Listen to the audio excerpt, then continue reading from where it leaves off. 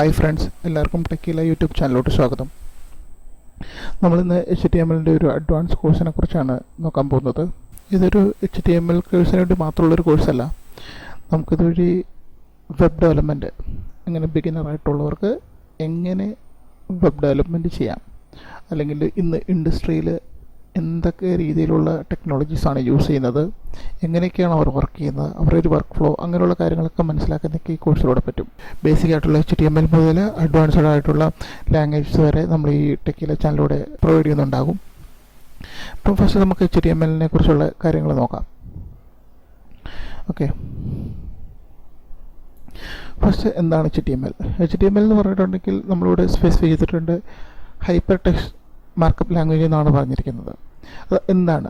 അതായത് നമ്മളിപ്പം word use ചെയ്യുന്നവരായതുകൊണ്ട് നമുക്കറിയാം, നമ്മൾ വേർഡ് ടൈപ്പ് ചെയ്യുന്നുണ്ട്.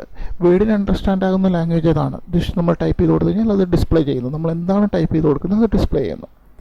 പക്ഷേ ബ്രൗസറിന് അണ്ടർസ്റ്റാൻഡ് ആകണമെന്നുണ്ടെങ്കിൽ ഈ ഹൈപ്പർ ടെക്സ്റ്റ് ലാംഗ്വേജ് തന്നെ നമ്മൾ റൈറ്റ് ചെയ്യണം. അതായത് ഓരോ ലാംഗ്വേജിനും അതിൻ്റേതായിട്ടുള്ള റൂളുകളുണ്ട്. ഇപ്പോൾ HTML അതിൻ്റേതായിട്ടുള്ള റൂളുകളുണ്ട്. അത് ബ്രൗസറിന് അണ്ടർസ്റ്റാൻഡ് ആകുന്ന ലാംഗ്വേജാണ് HTML ആണ്. ഓക്കെ, ഇപ്പോൾ നമുക്ക് അണ്ടർസ്റ്റാൻഡ് ആകുന്ന ലാംഗ്വേജാണ് മലയാളം, അല്ലെങ്കിൽ ഇംഗ്ലീഷ്, അല്ലെങ്കിൽ ഹിന്ദി, അങ്ങനെ.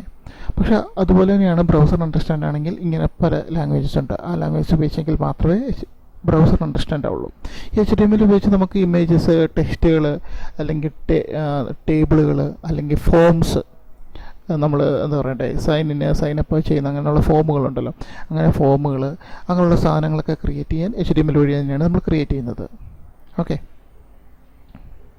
നെക്സ്റ്റ് HTML സിൻടാക്സ് എന്ന് വെച്ചിട്ടുണ്ടെങ്കിൽ ഓരോ ലാംഗ്വേജിനും അതിൻ്റേതായിട്ടുള്ള എഴുതേണ്ട രീതിയുണ്ട്. ആ എഴുതേണ്ട രീതിക്കാണ് സിൻടാക്സ് എന്ന് പറയുന്നത്. HTML-ആണെങ്കിൽ അതിൻ്റേതായിട്ടുള്ള രീതിയിലുള്ള സിൻടാക്സുകളുണ്ട്. നമ്മളതിന് ടാഗുകൾ എന്നാണ് പറയുന്നത്. അത് HTML ടാഗ് എങ്ങനെയാണെന്ന് വെച്ചിട്ടുണ്ടെങ്കിൽ ജസ്റ്റ് നിങ്ങൾക്ക് ഇവിടെ കാണാം. ഇതുണ്ടോ, ഒരു ആംഗിൾ ബ്രാക്കറ്റ്, ഇതിനെ ക്ലോസിങ് ബ്രാക്കറ്റ് എന്ന് പറയും. ഇതുണ്ടോ, ഓപ്പണിംഗ് ടാഗ്, ക്ലോസിംഗ് ടാഗ്, കണ്ടോ? ഇതാണ് ഇതിൻ്റെ ഫോർമാറ്റ്. അതിൻ്റെ അകത്തായിരിക്കും നമ്മുടെ കണ്ടൻറ്റ് എഴുതുന്നത്. ഓക്കെ, അപ്പം ഇതെന്താണെന്ന് വെച്ചിട്ടുണ്ടെങ്കിൽ, ഫോർ എക്സാമ്പിൾ നിങ്ങളൊരു ഹെഡിങ് എഴുതുക, അല്ലെങ്കിൽ ഇതുണ്ടോ HTML സിൻടാക്സ് എന്നുള്ള ഹെഡിങ്. അപ്പം HTML ഐഡൻറ്റിഫൈ ചെയ്യണം. ഇതൊരു ഹെഡിങ് ആണ്, ഇതിൻ്റെ സ്റ്റാർട്ടിങ് എവിടെയാണ്, ഇതിൻ്റെ എൻഡിങ് എവിടെയാണ്. അപ്പോൾ നമ്മൾ എന്ത് ചെയ്യേണ്ടത്, ഈ ആംഗിൾ ബ്രാക്കറ്റ് ഈ ലെഫ്റ്റ് സൈഡിലിടും, ഈ ക്ലോസിങ് ആംഗിൾ ബ്രാക്കറ്റിന് റൈറ്റ് സൈഡിലിടും. അപ്പോൾ എന്താണ് സംഭവിക്കുന്നത്, HTML ബ്രൗസറിന് മനസ്സിലാവും ഇതിൻ്റെ സ്റ്റാർട്ടിങ് എവിടെയും ഇതിൻ്റെ എൻഡിങ് എവിടെയാണെന്ന് മനസ്സിലാവും. ഫോർ എക്സാമ്പിളിലൂടെ ഞാൻ കാണിച്ചിരിക്കുന്നത് പി ടാഗ് എന്ന് പറഞ്ഞാൽ പാരഗ്രാഫ് ടാഗാണ്. പാരഗ്രാഫ് ടാഗിന് വേണ്ടി നമ്മൾ എന്താ ചെയ്തിരിക്കുന്നത്, പി ഓപ്പണിംഗ് ടാഗ് ഇട്ടിട്ടു. നമ്മുടെ കണ്ടൻറ്റ് ഇവിടെ എഴുതും, അതിന് എലമെൻ്റ് എന്നാണ് പറയുന്നത്.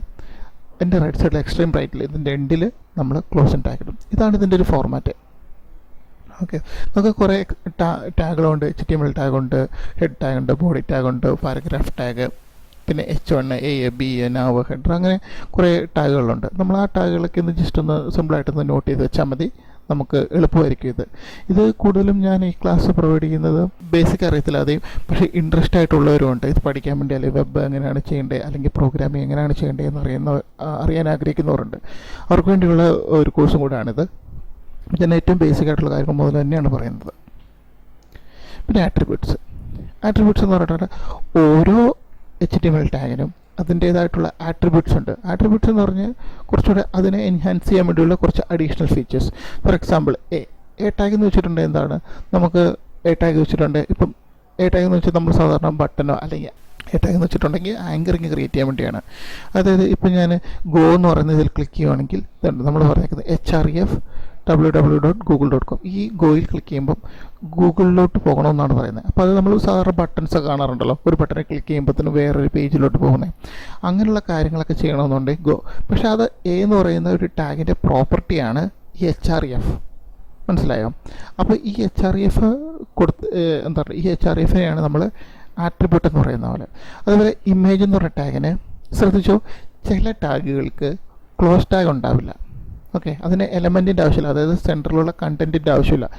അപ്പോൾ അങ്ങനെയുള്ള കുറച്ച് ടാഗുകളുണ്ട്. അത് വളരെ സിമ്പിളാണ്, ഒരു കുറച്ച് ടാഗുകളേ ഉള്ളൂ. അത് ജസ്റ്റ് ഒന്ന്, അതായത് കുറേ ടാഗുകളുണ്ട്, പക്ഷേ നമ്മുടെ ആവശ്യത്തിന് നമുക്ക് കുറച്ച് ടാഗുകൾ മാത്രം മതി.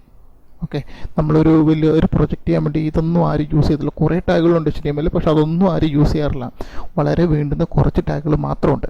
ഓക്കെ, അപ്പോൾ ഇമേജ് ടാഗിനകത്ത് നോക്കിയേ, സോഴ്സ് ഈ സോഴ്സ് എന്ന് പറയുന്നത് ഇതിൻ്റെ ഒരു ആട്രിബ്യൂട്ടാണ്. സോഴ്സ് എന്ന് പറഞ്ഞിട്ടുണ്ടെങ്കിൽ നോക്കുക, ഈ എന്താ പറയണ്ടേ, SRC ഈക്വൽ ഫയൽ നെയിം, അതായത് നമ്മുടെ ഇമേജിൻ്റെ പേരായിരിക്കും. നമ്മൾ ഏത് ഇമേജാണോ നമ്മൾ HTML കാണാൻ ഉദ്ദേശിക്കുന്ന ആ ഇമേജിൻ്റെ പേരായിരിക്കും ഇത്.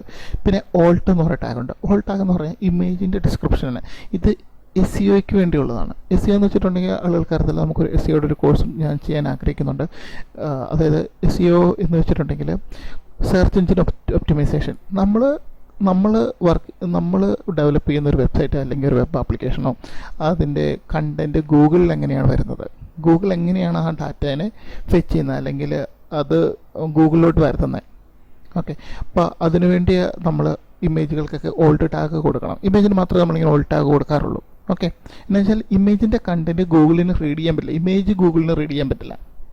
ഓക്കെ, അപ്പോൾ അതുകൊണ്ട് ഗൂഗിൾ ഐഡൻറ്റിഫൈ ചെയ്യുന്നത് ഈ കൊടുക്കുന്ന ഡിസ്ക്രിപ്ഷൻ വഴിയായിരിക്കും ഗൂഗിൾ ഇമേജിനെ റീഡ് ചെയ്യുന്നത്. എന്ത് ഇമേജാണ് ഇതിപ്പം ഞാൻ ഒരു എന്താ പറയണ്ടേ, ഒരു പൂച്ചയുടെ ഇമേജാന്ന് വെക്കുക, ഈ ലോഡ് ചെയ്തിരിക്കുന്ന ഒരു പൂച്ചയുടെ ഇമേജാന്ന് നോക്കുക.